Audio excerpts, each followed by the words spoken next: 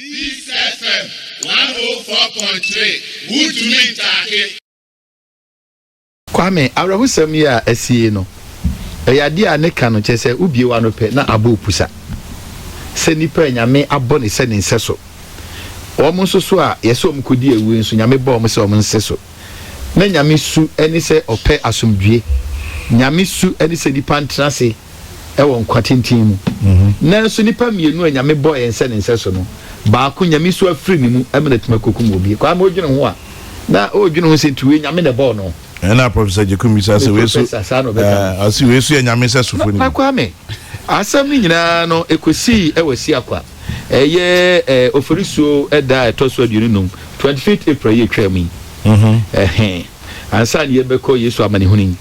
Na em se woda asopitu no be se ena kakra.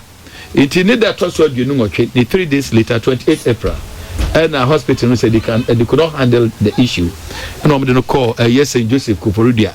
Yeah. Now how the money ja almost yen so mi mu ano ye me bosomi ye wo mi ni de to so mi enu ojei mu yade a arho ye mabusuafo nyina yakọ titru pa ni say ni papa wo fie be se de otwe mi enu na kwa me bra ye bre nyina me nyi ni say investment bu ono mu a e be so a che o ma education so si dan se de benia na o ma no be dan se be nkwasi ampafo a kwa me da ho mfa so ni sen na so so paw asene mu ade hwe nkwada no a empomra wago no nkwada no betumi apagya hwe wo na opani atiti ni mawurum di ahwe ni teacher ni mu a na obeduru mpempensuo sei na wonu momo ansie ni papa kwa me na ya sefem wosan wo yire e wo ma ya mo nyina ya akọ bibia ni wonu mo akwa me ya chase ewuo de bia ye wo ya kwa me na mo mewuo bi sei pa de ya na ya che bi no ana me bo akwa me enti ya ma wo nyina ya akọ mame mo education minister eye menu amatopoku pempa baso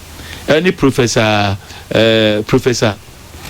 director general of Ghana education opoku mame isi ya o man transe any eastern regional minister any impending yiradafo tentem no ano omo akọ etu anamon ama omo akọ mabusuafo ya akọ na kwa mu se na so ne yedi na awotwe mu di na awotwe na ne yedi na awotwe na mu se mpanimfo so de niema begu na kwa mu ama bibia nso so no ayaro akọ boko na kwa mu hwa asem no pa no a emrantie yi a yeso omkodi awui na kane na adwene no yakọ yese omo yesukufo se omo nyina awie school only say omo ya nyina pobon enyina pobon ni say omo afri school mu die ba omo nyine mebre nso saa ntu omo mfie ni yemfie du nso kwapo mfie aduenu baako ba kwa me yeta ka say oma bia da akene na mabunu enti saa mo frese ene mo frese omo miamia bi no mrantie say omo ba bi no kwa me entu em ne da ache entu frese kwa me sifa kan hya ase ena kwa me ye say ya kan say na kwa me tu ada ne kwa chairman general Minya Nasiru tuwe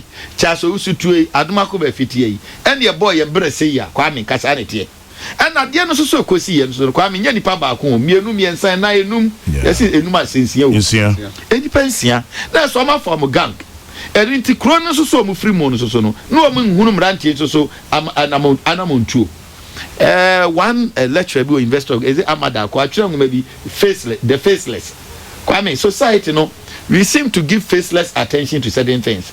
Careless attention. Oh, and fire. We sit on the fence. Na ye na mrantie ko ba ba na ya bo mu de piscoli. Go bu na gum no ye say kwa me any fans be mebrebe. And ya ma faceless attention. And ya ji o so na kodum pempenso yi. Kwa me ade ba kwa mpesa make an say. We ye kan so amabunu ye bo mo so bo ni ade nyina no. Ye man company ya so yanhwe say ye awofo. And na de we society mun say oh chaso so anyini ware na church so apene so no akware na society dia to so na siru na baby odre wongo ba kwame awo bia no there is a philosophy, there should be a guideline kwame na me bo ana say me mano say na da che me pese wo mo empempen so akwa mo fa so be yenie but and na kwati say societal yi obi a wunti ne obi there is no philosophy a guide wo mo and ya gu ya won kwada ya begumu a and obi a man me kwan so eno no ye kwame one ade ba kun so ampese meka say ye kan nyina no kwame enkwada yi minhuna kwada yawo ne na wadua wida minhuna kwada yawo ne na wo se meko wi anwa aria ntokwa koba nwam ye kum papai minhuna kwada yawo ne na ya okutatuo ye mpanimfuo yi na sa ne mari ye na nkora na beto ana meboa enti suban ben na ye nsoso ye nkasa mu say politicians sɛ kristofoɔ sɛ timamufoɔ sɛ mo nsɛntwerɛfoɔ asɛm bi a bɛka bia ɛna anya duru mpɛmpɛnsoɔ bi Kwame sɛ wonim abɛ role model ama nipa bi enti anamo a wotuo no nsansoɔ bɛn ɛna nipa bi nso so no ɛfa Kwame wodi ano to nkyɛn nso so no a yɛn nwoma sua ɛyɛ adeɛ baako a mani gye wo na mɛbɔ aban aba so sɛ abakɔsɛm a Kwame wɔde ɛɛba no ɛyɛ so ɔbɛka yi a Kwame na ka ne nwoma bi sɛ makers of civilization. I'm so okay, man. Makers of civilization. Those books no near the no okay Kenya Kwame na eboa pa. So we share English novels. At say Bia Wooden Heights no Tom Brown School Days no Gulliver's Travel no what you say any around the world in 80 days. So we share adventure stories na Kwame na it will motivate you. Ocean Carter beat is African writers he at is a beer animal farm nom whip no child no near the Kwame na a moral undertone and none so me the boy. So the battery diem now you check in Kaimenom, Menuma Chinchini, Ubi no ye, Yawu, Kwame de Yawu, into Akrano background, so face difficulty beer because the person has already read those books, you know, the person is built or some spirit of resilience. Yeah, no so Kwame womb. And the sign and also echo. Odi anoto nchenya ya religious activities Kwame. And that sentimentalism no is taking the greater portion of especially Christianity. Kwame ade ha dwen yi pa. Me as a Seventh-day Adventist. Over started as from PF. No ya be aba AY. Abe master guy. Enti wo ye bibia o conscience kra sometimes Kwame director. Sana Nasiru tu say na a university so ya bibia friend say James one more James me bo Nasiru. Sa enkramofo de James and yes ya de nas. And na wo pensa any ade ade na etahia edidi nkomo no ni ade ade. Ukọ eya okọ presbya almost wo mo de. Ya Kwame ni nyina no ya de eboa yen. And how are we reactivating those groups? Interestingly, talking about children, Obia sending me Proverbs 22:6. Okay. Or see, teach children how they should live, yes, and they remember it all their lives. Yes. Kwame. Traso. Eti, the person make answer say, "Yamma tresemono me gidi ye pa Al-Quran free conscience krum Muhammad sallallahu alaihi wasallam." So when you daje na Kwame o kinkanya, it's just the commentary of the Bible. Saying that yamo amu no omode. Yene ya Christopher ayaji atum say Proverbs 9:7 no or say 10 no or say nyansem phrase ye ho asuro. Kwame, so we share Proverbs in 70 bia. Mebu 73 dumi ensa chemo aduonu 9. Or say the okra na ba tane ne ba. Na the odo no no etsen no ntem so. E na the okobo ba ye say e de kwa mo ka ne sen. Child rights. Obe traumatized. Sati mebu 70 no nkuchemu dum otwe. Say any da so hoyi tia oba na emma utrim se ubekono. That is what the proverb is saying. Osaba mebu 70 aduonu mi nchemu dunum. Wo say agime sam chechira bofra koma ho. Atnetene aba abema no afri ne ho. Oh, na ba kokra kwa me dekese ba ba kun say Proverbs 23 verse 13 to 14. Wo say emfa atnetene enkame abofra. Na wo de abahwe no a onwu. Sa wo de abahwe no a eno na obeje ne kra afri asamando. Ebiso aka say it is not about aba. I say focus na eyako ababo anamabo anase atnetene na ebia the problem is bigger than that.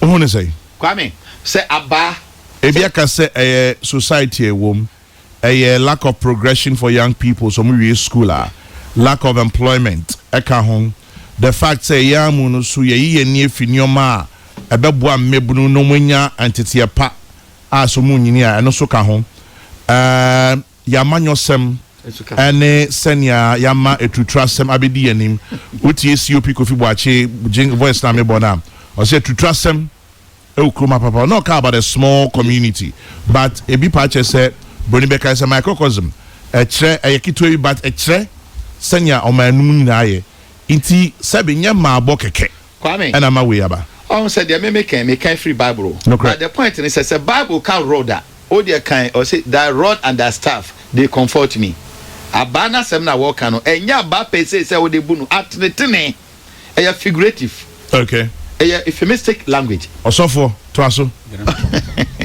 say SD osofo preach on euphemistic language abano kra de obunu duru ba bia on say Charles Abringen no two edu baby you need to be flexible. Edu baby no rigid. So take it to extreme na eno so nkra no you end up sakran obesay. Yeah. But ni nyina no me nyi ni se parental bia ho no mo a chance parent no obeya damfo di ama wo ma.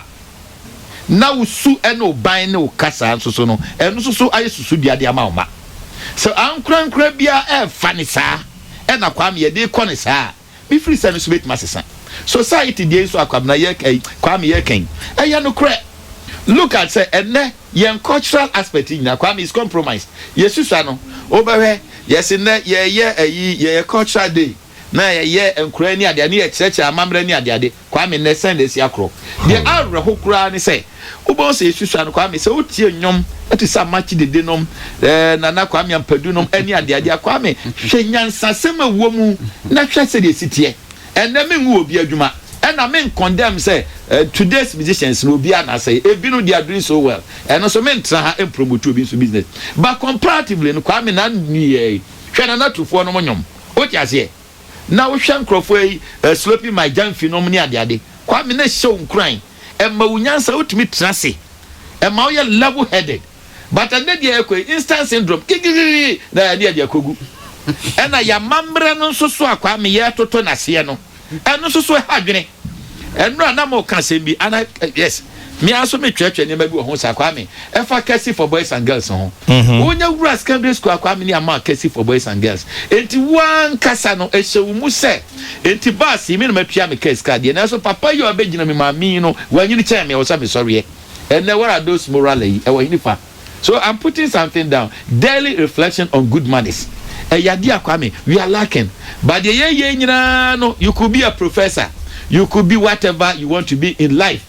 Say this moral undertone. Say kuta kwame. You not go places. Yadia havini ye pa. Yakasa kwame no kwa ya transenia kan wasem na. Soon. So obi o wetima sua de every training college. Achira bedroom pempenso. Na nkwada nketu sei akotena se.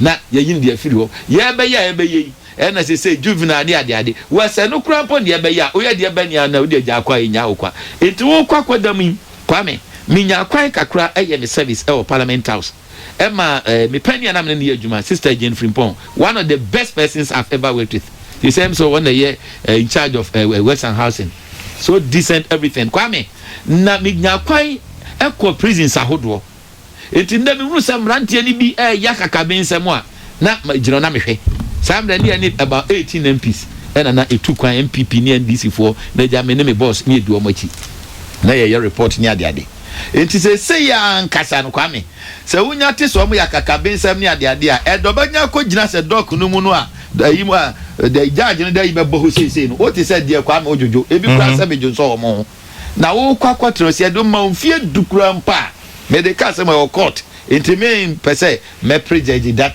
but kwame ya mada krokra se kokko ade a do fie anya hwekura no wasomdwo kwame bo ana na ba bia wo kwakọ the prison so no mo mpa o da so no kwame enya de kitu obiaso bi no mo da so ne ya hyehye e bo no na ya ka wahyem aduane o mu die ni ade enti ya ye bayi no ya nwene hwekan ya nwini hwekan ye mu ya yenim de benya na society no so no ye man nko ye communal spirit so akwa me afiri on mo no eno so hadwen kane no menua ne cha so sunte ne be ya de ya bitimi koka na dia sorry ni kura mpokura sorry o ye Sunday school teacher Saturdays you dey say Sabbath school teacher na won kwada no mu na akobu obi ba wanhwe you dia sorry beto nchen eti communal spirit na afiri on so no is also one of the things was ye nitimi ba ho na yetimi di ya adwuma yi a ebetimi di akobwa kwame me pese bi di si ya na ya mabusiafo ni nyina ya akọ ya mabusiafo ni nyina ya akọ na me ogidie ye se omampani regional minister